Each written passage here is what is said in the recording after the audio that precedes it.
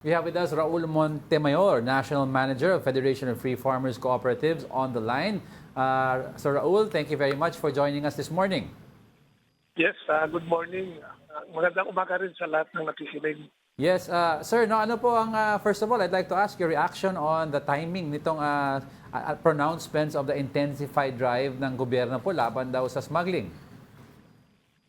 Well, ang unang reaction ko, better late than never.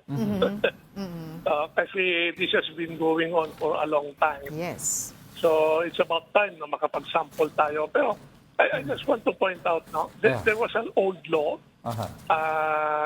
Anti-Smuggling Act then.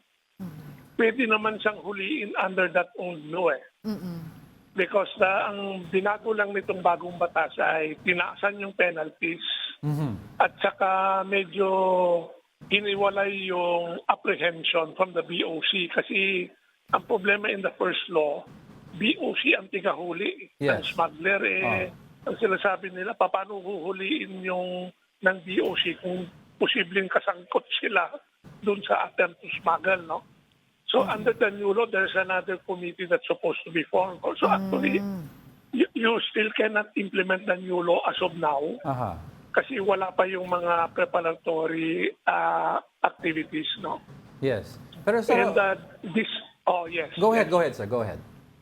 Yeah, well, so my point is, this could have been done much earlier and for many other attempts to smuggle, pero mukhang hindi nangyayari. So I hope this one sends a signal na magbabago na talaga. Yeah, that's right. Well, this is a step in the right direction. But Sir Raul, you said this could have been done noon pa man.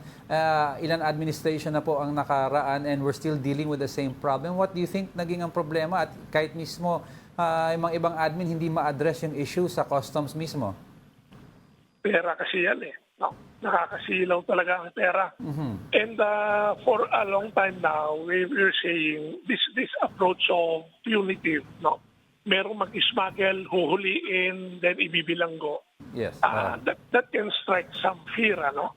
Pero it's not effective because these people use dummies, no? And they have contacts from inside.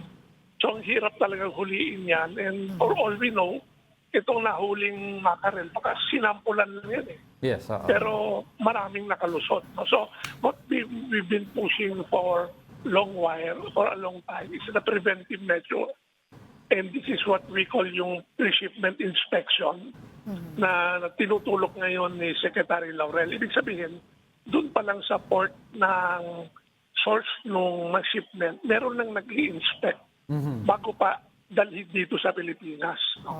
And we think that kind of preventive approach will be much more effective.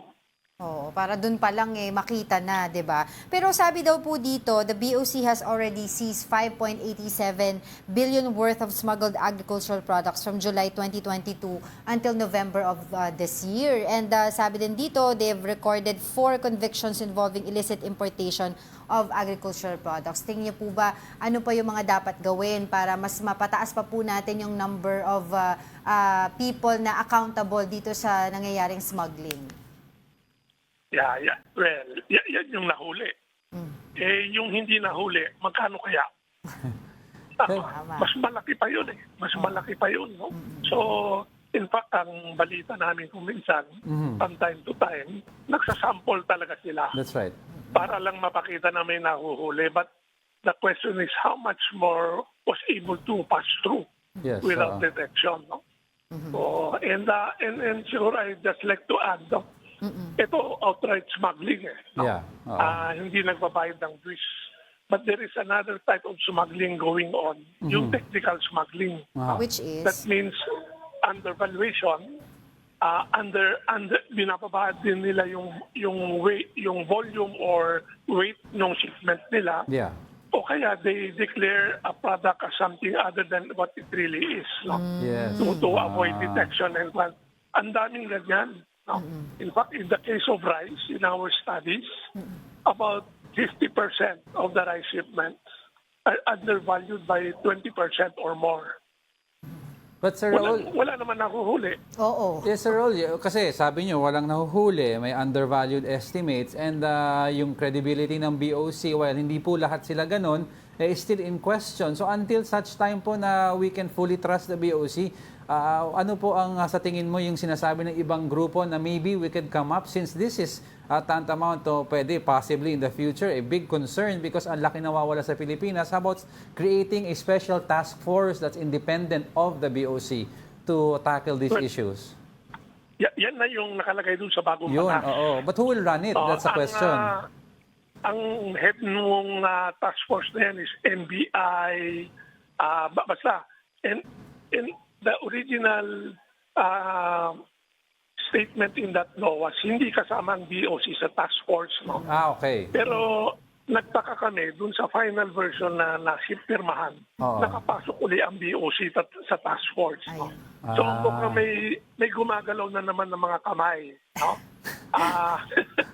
Kaya, but we live with what we have. At Yeah. least there is now a task force.